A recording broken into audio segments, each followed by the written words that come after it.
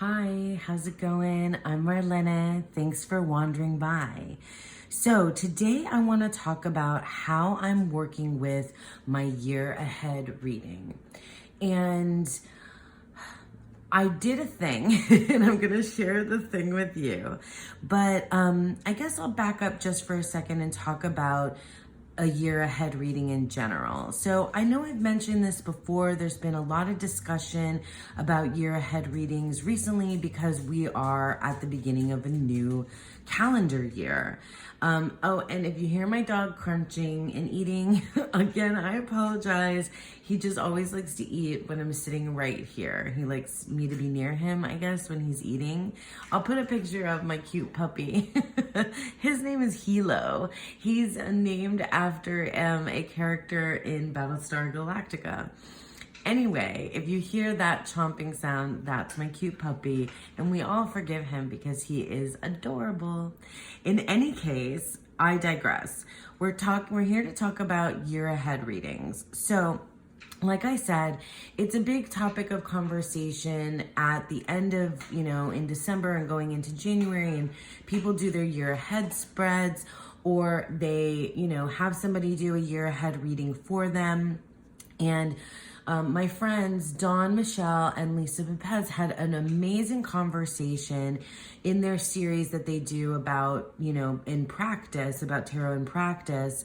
And I'll link to that in the description box below. And it led to like some really cool stuff because Lisa then did a really cool thing for her year ahead reading where she I'll link to that video below just in case you might not have seen it, but I can't imagine that you wouldn't, where she pulled cards, but she put everything in envelopes, and she's going to reveal her monthly, reading for the year ahead each month as she goes along. So it's not something that she's already seen, which I think is a really cool thing.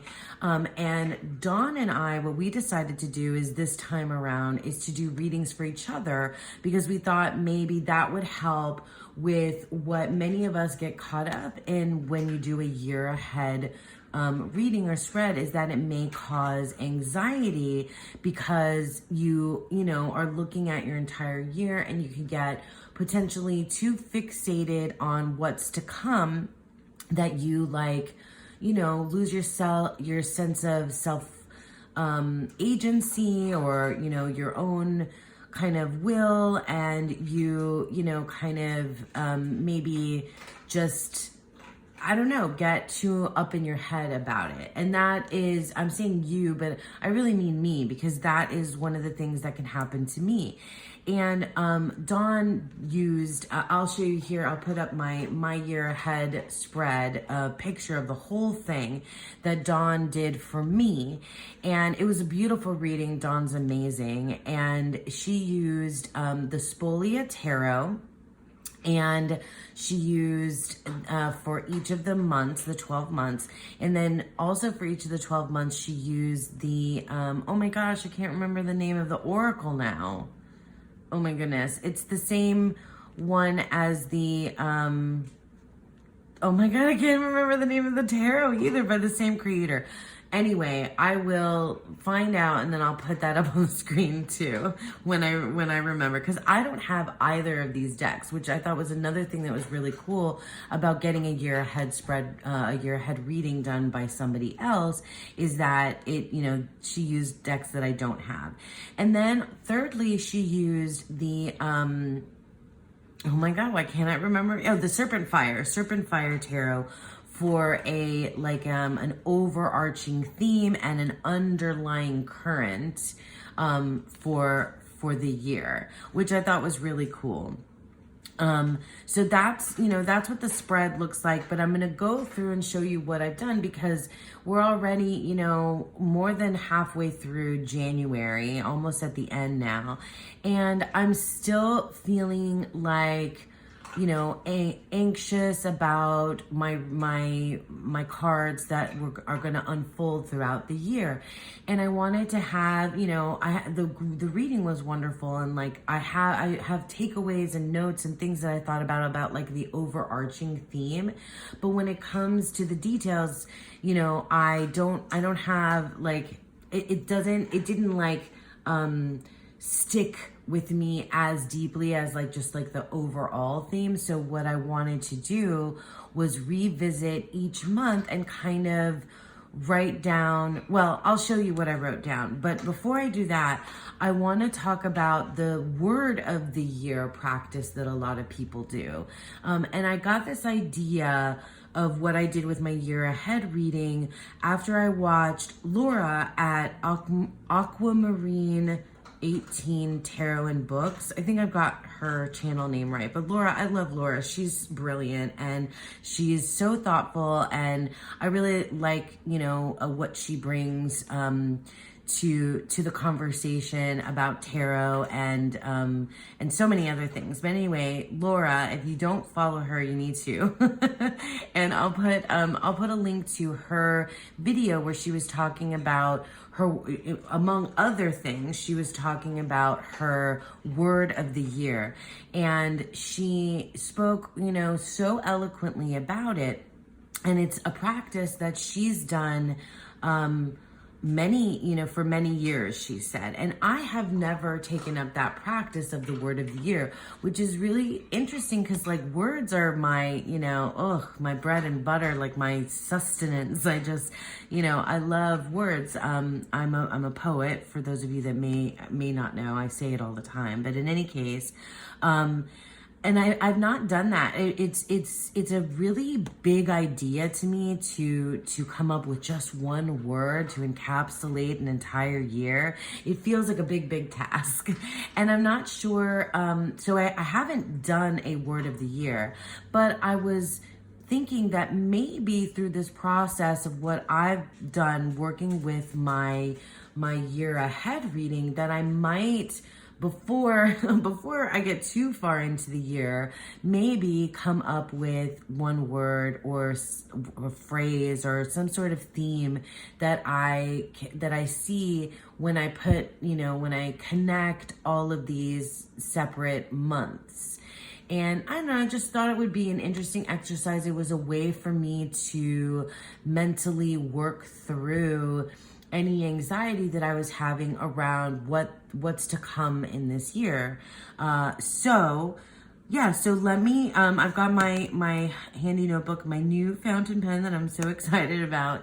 And I'll show you, what I did, and then I'll pop up the pictures, because Dawn Michelle also sent me a picture of every single month. And so as I go through, I'll tell you what I did, and this should be like not too long of a video. I don't think you know already. I don't how long it'll take me to get through this, but I just wanted to share it with you in case any of you are experiencing that same kind of thing, because you have this picture of or of sitting in your phone, which many of us do, of your year ahead spread, right? That you may or may not refer back to during the year. I mean, and that's another thing. Like, I want to work with this. Like, it's my intention. It's my, I want to try to revisit this reading so that it is meaningful for me, and it has, it plays a part into my practice.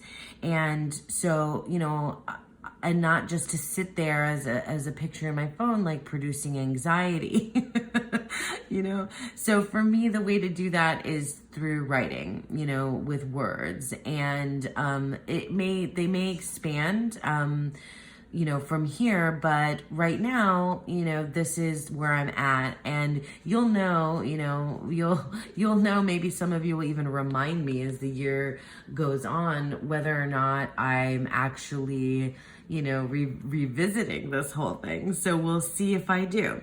So let me just, open up my notebook and show you exactly what I did. So, I mean, it's really simple. It's nothing like, too crazy. What I did was I just wrote down the entire year, and I wrote down all my cards and on this side of the page. So I have here up at the top the Queen of Wands, and this came from the Serpent Fire Tarot, and that's the, like the, what was first. That's the overarching energy of the year. And then down here below is the Ace of Pentacles, and that was the underlying current for the entire year. And then I went through obviously and just wrote the months, and then I wrote the cards that I got. And so then on this other side, what I did is I looked at the cards, you know, the picture of the cards, because I don't own those. I don't own those. And so I went through each month and I thought about the two cards together. And then I wrote, you know, like a sentence, right? Like a phrase using the Oracle card, because it was just a one keyword Oracle card, which, as you may know, is my favorite, you know, setup for Oracle decks, is just the one word. And then I came up with, based on the tarot card, like a way to kind of create a phrase or a, you know, a sentence here. And so, I was thinking as I was going that this would be like, I don't know, maybe affirmation, maybe something to focus on or key into, something that I can use to help guide me and manage what may come, you know, because there's only so much I have control over, and how I respond and react and manage and deal and live and be in my life, right, is what the tarot helps me get through, right? What the tarot helps me do. So I'll put up the pictures of each of the months and show you, you know, how I mean, I guess I'll talk through a little bit about how I arrived where I did with these phrases. And it's, you know, poetic in some senses, and it could then expand into more poetry or writing from there. And hopefully I'll use it in some way with writing as well. So the first month we're already in. So this one was a little bit different than the rest because I've been already involved in January. And so I'll put up the picture now. So I got the Oracle card is Embrace, and the tarot card is the Three of Swords. So the key phrase that I came up with is embrace the known pain. And another thing that I might want to try to do here in those last, you know, bit of January is work with the Three of Swords more. And I've spent some time with the Three of Swords in the deck and walk. I've spent time with the Three of Swords, you know, just in my own practice and readings. But it has a lot to do with, for me, the way I read it, has a lot to do with not being able to unknow something. Like once you've learned it, you can't unlearn it or unknow something. And that's like it's a big existential crisis type card for me, is what the Three of Swords is. And so this, January, this has been already really relevant. So I've already kind of imbued how I've been experiencing January with embrace the known pain. And then for February, I got the Tower and shine as the keyword. So it's been, I think, for the last couple of years that I've done a year ahead reading, I've gotten the Tower in 1 month the last 2 years, which is like, that's the card that you don't want to see come up in a year ahead reading. It's probably the one, maybe the Death card too, that produces, a serious amount of anxiety, especially the Tower, because it signifies like some sudden, change or upheaval, right? And I mean, it can mean a lot of other things, but that's why it produces anxiety. But with that Oracle card, shine, I came up with the phrase shine in the aftermath. And another thing that was revealed when Dawn did my reading was she really felt like she had started out thinking that the tarot was going to be the focal point, and that the oracle card was just going to kind of be that kind of support that support card, or that like clarifying card, or that like you know, energy outside of the tarot that kind of like lets it reveal itself. But it turned out, as she was reading, that she felt like the oracle, it was the main focus, that was the main message, and the tarot was really the, you know, the next thought after the key word of the oracle. So when I wrote this, that's kind of how it unfolded for me, because then it became the first word is the word from the oracle. Okay, and then in February, I'm sorry, I said February. In March, the word is initiation, and then the tarot card is the Ten of Wands. So I most definitely used the visuals here as well on the cards to help me, you know, to help me get to this key phrase. And also remembering, you know, what it was that Dawn Michelle said when she gave me the reading. So I was taking some of her words, or some of the, you know, the sentiment behind her words, as, you know, what we talked about during that reading, what I could, you know, remember. I didn't record it. We didn't record ourselves for that one. So initiation of the new power. So I was thinking of the Ten of Wands, which is a stalker card of mine that I've talked about here on my channel before. And, you know, like coming to the end of a cycle there in March. And then April, so the key word on the oracle is pause, and it was the Nine of Cups. So pause and be grateful, because of the Nine of Cups, you know, being this moment to really like appreciate and have contentment in what you have. And it was one part of what we talked about in the reading. So pause and be grateful. And I imagine, you know, myself, I hope that I will somehow put these words, these key phrases somewhere in my journal, or I don't know, work with this in some way at the beginning of the month or at the end of the month, or somewhere in that month that I'm going to work with the cards and the words, you know, and how I kind of put everything together, because I need a summary, right? Then in April, the oracle card is in May, the oracle card is healing, and the tarot card is the Seven of Swords, as you can see, because I'm putting these up on the screen.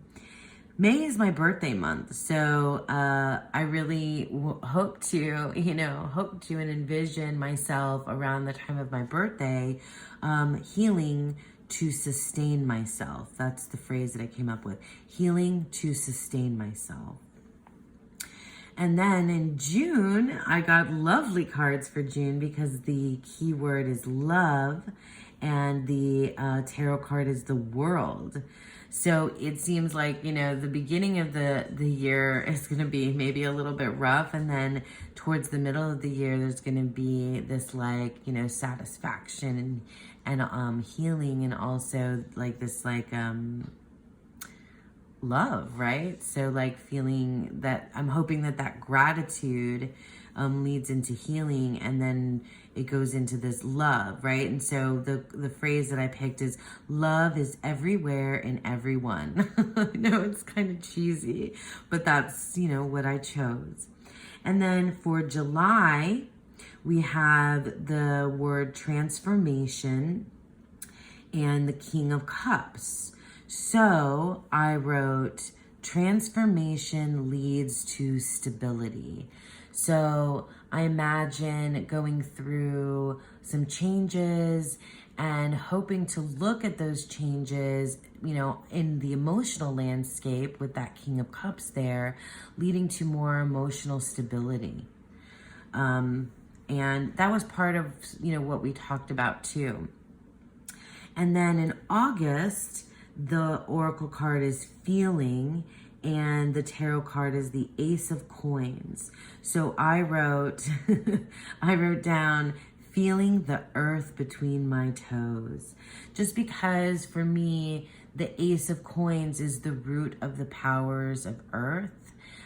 So it really feels like feeling that I really need to feel like rooted in the world that I'm in, and maybe it'll help me get, you know, more connected with nature even, and like my reality, right? So sinking my toes literally and feeling the earth around me. But you know, I tend to do things more metaphorically, so we'll see how it goes once we get to August. And then for September, the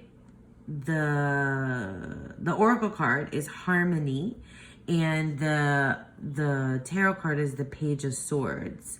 And I wrote Harmony of Ideas, because I imagine, and the visual really helped, that this would be about my creative life. And we talked about, when Dawn gave me the reading, a lot about like my creative pursuits and, you know, my writing and projects and things that I'm working on. But we also talked about that overarching energy, you know, of the Queen of Wands, you know, within all of these cards, about how the Queen of Wands is really like me stepping into this like personal power of mine, this aspiration that I've always had to be like the Queen of Wands. And so especially in this September month, this harmony of ideas, right? This Page of Swords energy, you know, hoping to maybe have some sort of fruition with some creative projects at that time of the year. We'll see. I'm putting it out there. So then in October, the word is passion, and the tarot card, the oracle card is passion, and the tarot card is the Eight of Coins. So it really felt like now at this point in the year, it's really kind of turning over into this area of creative pursuits, you know? And so I wrote as my key phrase, passion for my craft. Passion for my craft. And then in November, the oracle card is Explorer, and the tarot card is the Hierophant. And so I often think of the Hierophant as the wisdom and traditions of, you know, our ancestors and those that came before us. And I do think of the Hierophant in a similar way as the Magician, but a little bit different, as a conduit between, you know, the higher self and, you know, and the ego maybe, or the divine and humanity, those kinds of things, the super conscious and the conscious, you know, those different kind of like dualities. I think of the Hierophant in that way. So, but especially like these older, ancient, you know, ancestral traditions. So I wrote explore the old ways for the month of November. And that's really cool too, because, you know, November is often a month, because of Thanksgiving, you know, for me, it just is one of those months that makes me want to tune into ancestral knowledge. And then finally for December, the oracle card is different than any of the other ones because it's a word that was just, you know, completely different than these other ones. It's the word was spell, and that felt like a really cool way to wrap up the year. And then the tarot card is the Knight of Coins.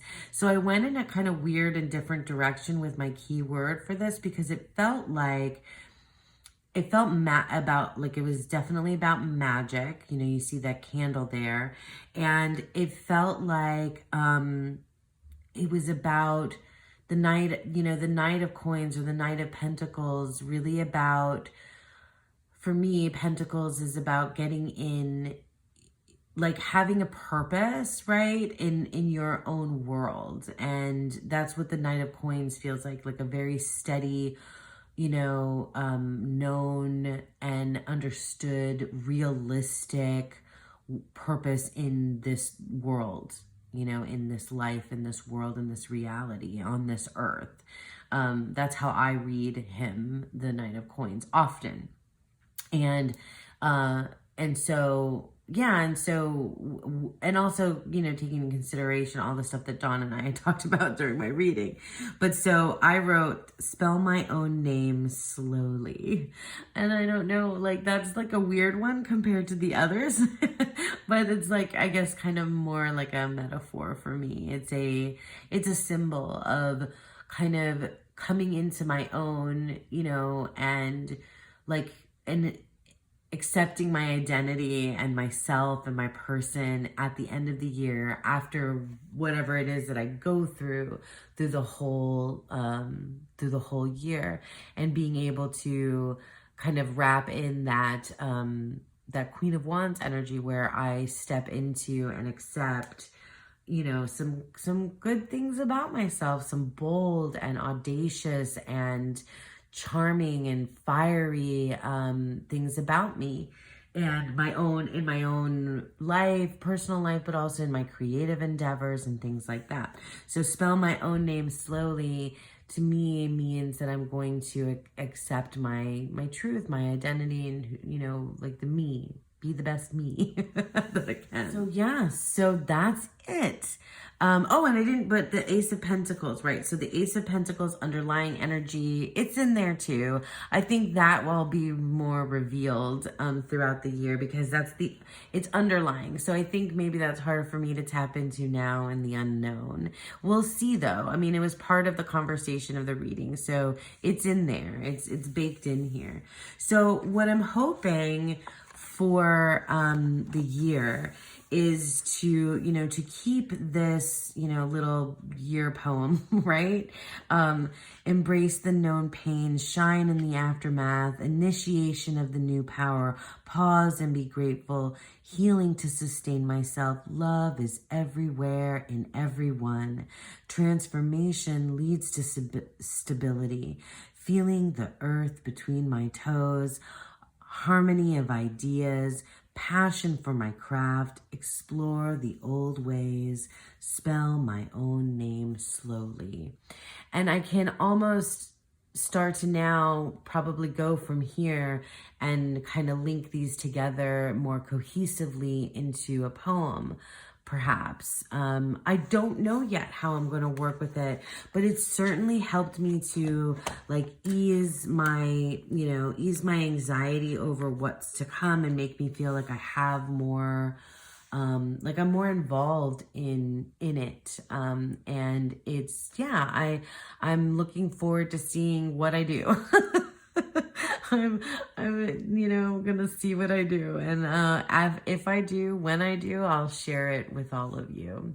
So thank you so much for sticking with me. I hope that you enjoyed this video. I hope I've been doing some of these types of videos where I've been really kind of going into the particular little things that I do in my practice. If you like that, please let me know.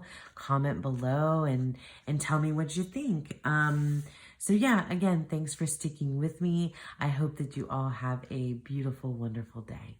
Bye.